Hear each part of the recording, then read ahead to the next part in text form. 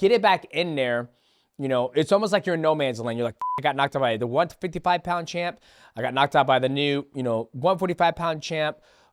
You know, am I going back down the ranks and work my way back up? Or am I just like, you know what, I'm not going to fight? Because there was a time like you were not fighting. It was like, you know, me, everybody in the MightyCast would be sitting there like, man, when is Volk going to fight? When's Volk going to fight? Is he going to fight, you know, a number one contendership fight? Or is he just going to wait for a title fight?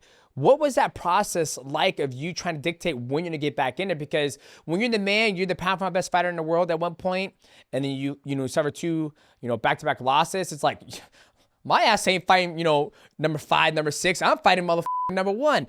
Walk me through that, because a lot of us are like, you know, like, when's Volk going to fight? Yeah, so it's that process off the 2 losses was probably an easier process for me. Oh. I found it harder for myself in between fights. Well, before the Islam, the second one.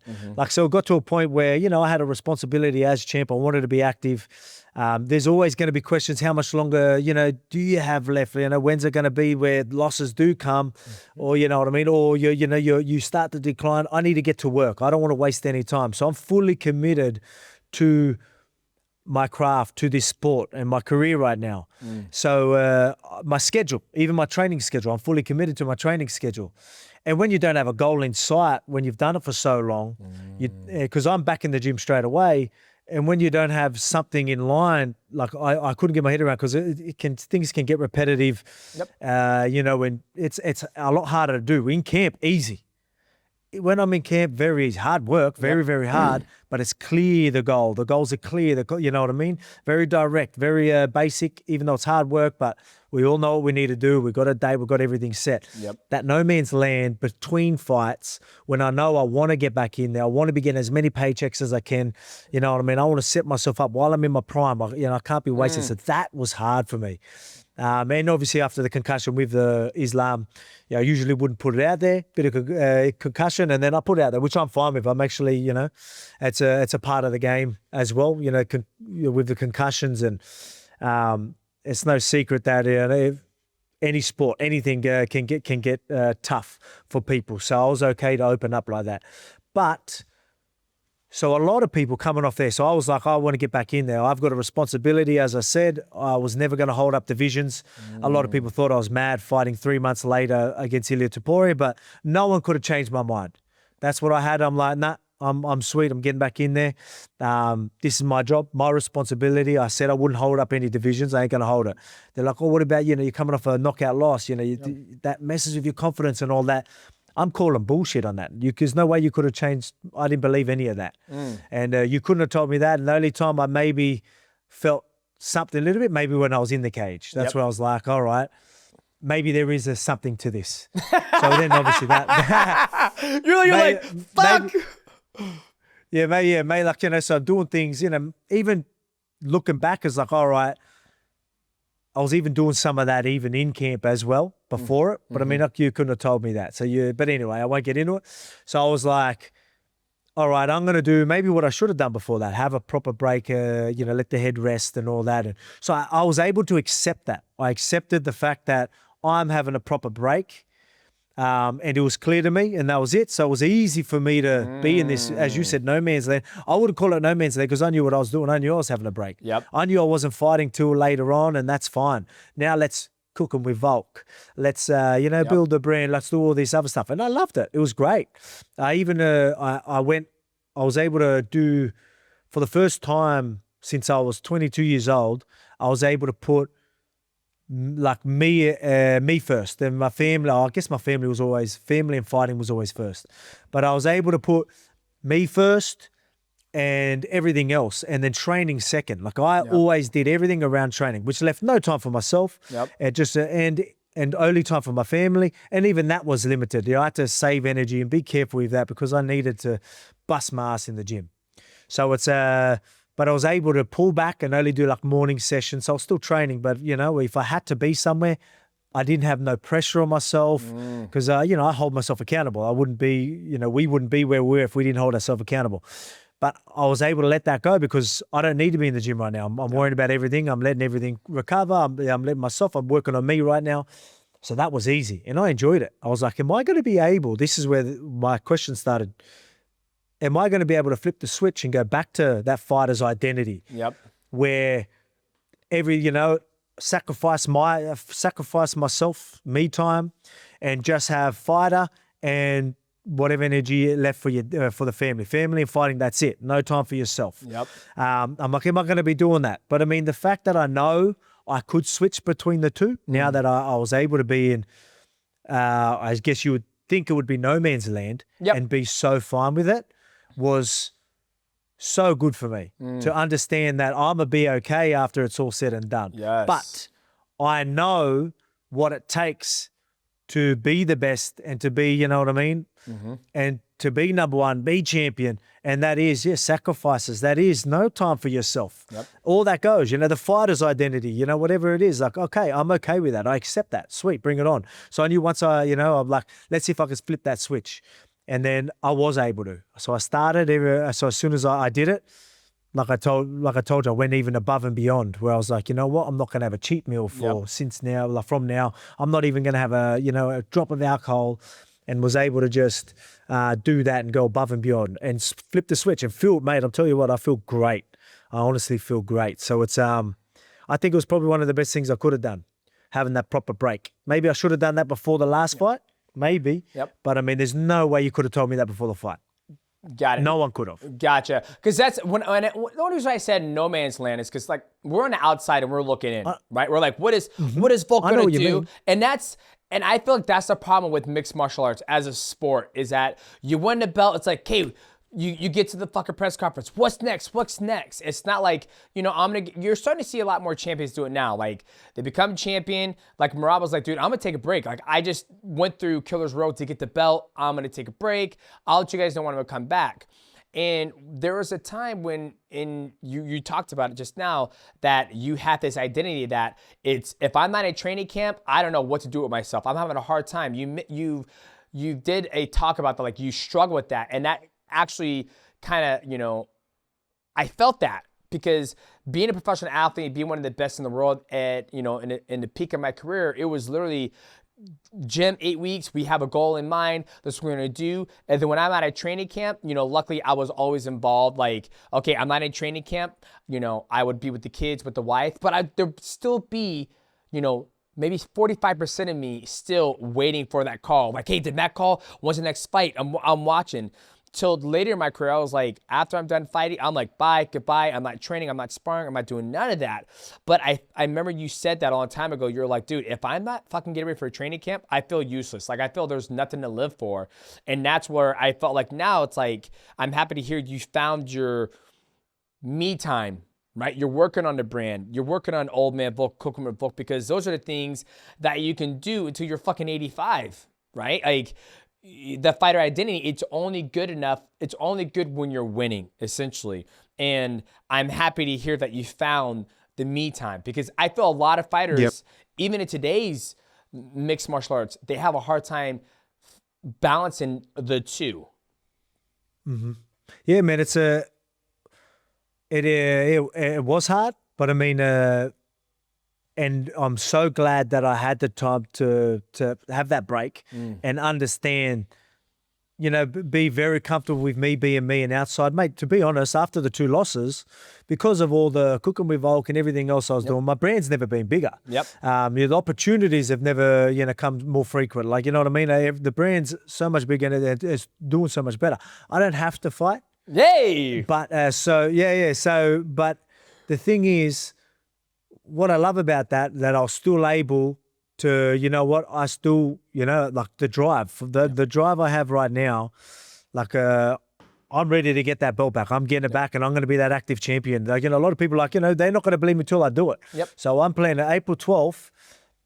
Don't be surprised if, when I win, and I'm already calling the next fight straight away. Like, I'm, I'm ready to do this. I'm like going, all right, let's go. And I'm okay with it, because, this is going to be the last crack. How long? Right now, I feel great. Like, I'm so glad I bring that weight down nice and early. I usually leave it a bit later, which my body, I'd feel it more, maybe because maybe it is an age thing. I don't know. But having them extra kilos, you would feel it through camp. You would feel slower, and I just did not like it. So I was like, I wanted to feel sharp during camp. I don't want to just the last couple of weeks, all right, now I'm putting it all together. Now I'm feeling good. No, I can't. Now I want my timing. I want everything on early. You know what I mean? I want to be doing everything right early so I get the right muscle memory going into the fight, right instincts going into the fight, rather than just it all coming together. But I didn't get to really work under that sort of real feel and real timing and, things like that. I want to work with that timing that I feel that I have already now. So I'm very, very happy where things are. And yeah, man, like I'm ready to get back out there and do my thing and call out the next guy and fight, and have a few fights this year. You know what I mean? I'm ready to do that. And I'm okay with that. I'm going to try and fit in the other stuff. Yep. But I'm okay with the next couple of years or, however long it is, of me dialing right in, sacrificing my own time and all that, just to build that empire for my family, knowing now that I'm gonna be all right later. Yeah, even when it gets tough through this while I'm making all these sacrifices, I don't care because I know what's on the other end of it. I love that, and I know I'm going to be okay with it. So it's great. So I'm just happy that I still have that same drive, if not more, maybe more drive. You know what I mean? Maybe the 2 losses. I don't think it was because of the 2 losses. It's just. I don't know. It's just right now. I think you finding out, because that's the biggest thing. Every fighter, this is our identity, right? You're in the UFC, coming on 10 years. It's all you've done your whole entire life. And you're like, fuck, man, what's going to be like after I stop fighting?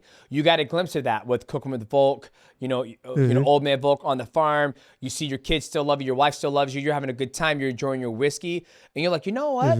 I'm going to give it everything I fucking got, because I know once I'm done and I keep building this empire, I have something to look forward to when I come back, right? And now you're like, shit, why not? Let's run. Let's do another crack. I feel better. No cheat meal, no alcohol. And I can't wait to see what I can do now, knowing self-consciously that, like, I'm fine. Whatever happens in this fight. That's where I felt like I started to blossom. Like, after I got knocked out by Adriano, I was like, fuck it.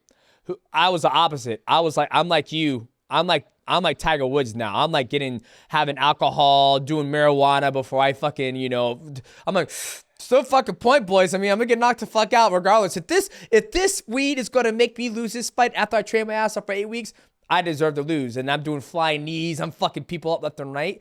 And I feel it's like the reverse. You have hit that place in your life where it's like, I'm here for fun. I'm here, I'm giving it my best, and I'm going to go out there, and I know I'm going to perform, because I know even whatever happens, I'm going to be Gucci after my time is done here in the sport of mixed martial arts. Yeah, for sure. And then again, it's hard, so I don't mind.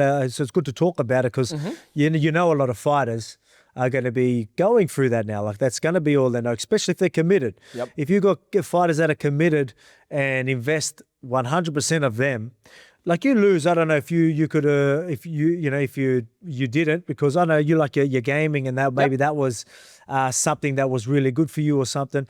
But I mean, I could, just from watching you, I know you must have been dedicated to the sport. I mean, if you weren't, that'd be crazy. Like, to be where you are, to have that knowledge and to be as good as you were, there's no way you weren't 100% committed.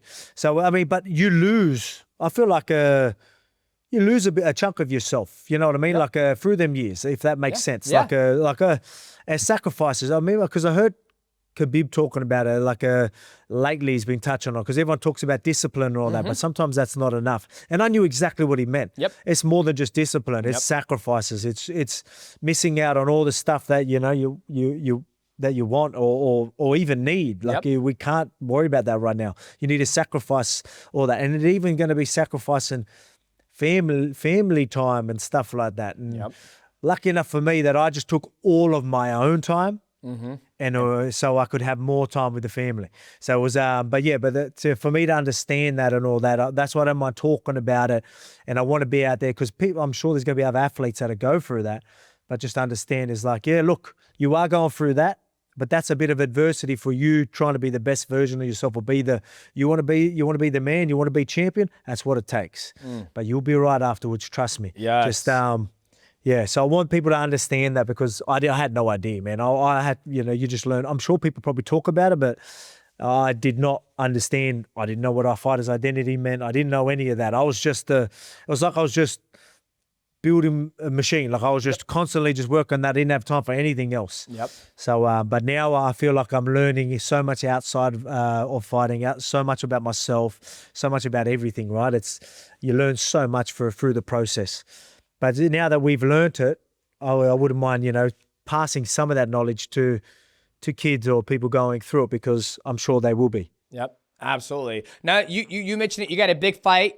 Diego Lopez, another guy who's worked his way up the ranks. He hasn't, I felt like he has been one of the athletes that's taken every fight the UFC has offered him. And, a lot of us thought you're going to be fighting Ilya Topuria. We'll talk about that, like seeing him just relinquish his belt going up to 155. But talk to me about this fight with Diego Lopez. I feel like he's very dangerous everywhere. I feel like his strongest suit is his jiu-jitsu, my personal opinion. He did show some good hand speed against Brian Ortega, but Brian Ortega doesn't have the knowledge that you do about making adjustments. Okay, let's kick, let's elevate, change, let's try to get the wrestling. Talk to me. You may not give me all the game plans, but talk to me about this matchup. Are you looking forward to? Obviously, you're looking forward to it, but talk to me about this matchup with Diego. Well, I think, yeah, definitely a great matchup. Fun matchup as well. So it's a fight where, even though it's not Ilya, a rematch with Ilya would have been, that's what I wanted mostly, right? I wanted to fight Ilya for the belt, get the rematch. Next best thing is for the vacant belt against Diego. At least he's a dangerous fighter, exciting fighter. People are going to want to tune in because, there's a bit of hype around him. Stylistically, I think it's a great matchup for me. Obviously, he's dangerous. He's definitely going to have a puncher's chance. He's got that submission threat. I've proved many times that I'm going to be all right when it comes to grappling. But, I'm sure he's thinking different. He's going to think he's going to show me something that I haven't seen, and I'm okay with that. But yeah, I'm really looking forward to it because, yeah, it's another opportunity where he is looked at as, you've got your Ilya Topurias, you've got your Diego Lopez. He's still that new generation, right? The new school coming in. So I still get to prove that this guy's on an absolute tear at the moment. I still get to prove that I can still beat these guys. So it isn't some other guy that's been in the game for so long that I'm going to go and beat for the title. I get to still go out there and beat a new school fighter, which would be very, very interesting and very big for my comeback. So this is a massive comeback. You know what I mean? Coming off 2 KO losses, massive break. I'll be 37 in September. So a lot of people are going to be like, there's no way Alex can do this. Yep. Great. And they have every right to think that. They have every right to think that. And I'm okay with that. And I won't. Their opinion won't be changed till I go out there and show them. That's what I plan on doing. So it just adds to my story. It adds to my story. And Mika being 2-time champion at this age, the comeback.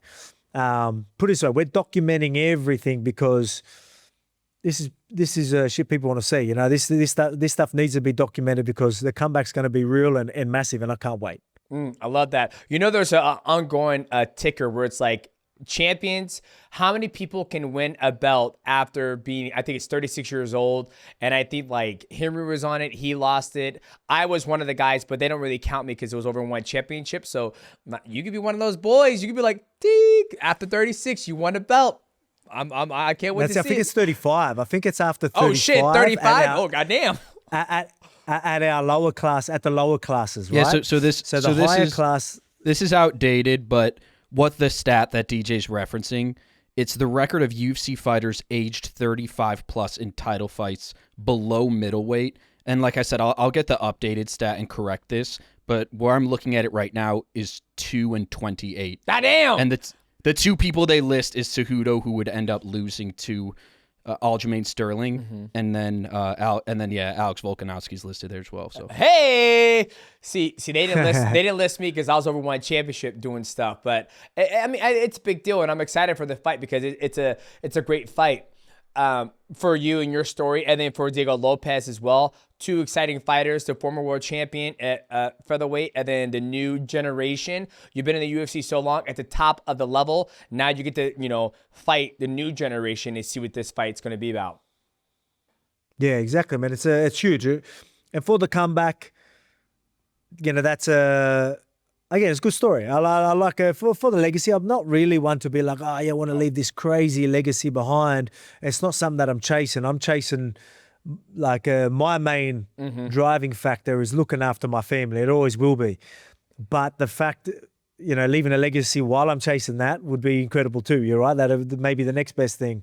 So this could really add to that story and legacy and be great. And I'm telling you, it's going to happen. So, you know what I mean? I'm very, very confident.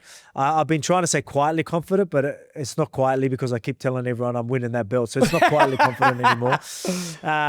But yeah, but I'm quite confident in where I'm at and fighting the right fight. Again, very dangerous guy. I make a mistake, he could definitely capitalize it, but I won't make any mistakes this time. Look, if I fight my fight and lose, I'm going to be happy. Yep. I'm going to be okay with it. I'll be okay with it. Yep. I feel like maybe my last fight, I didn't really fight my fight.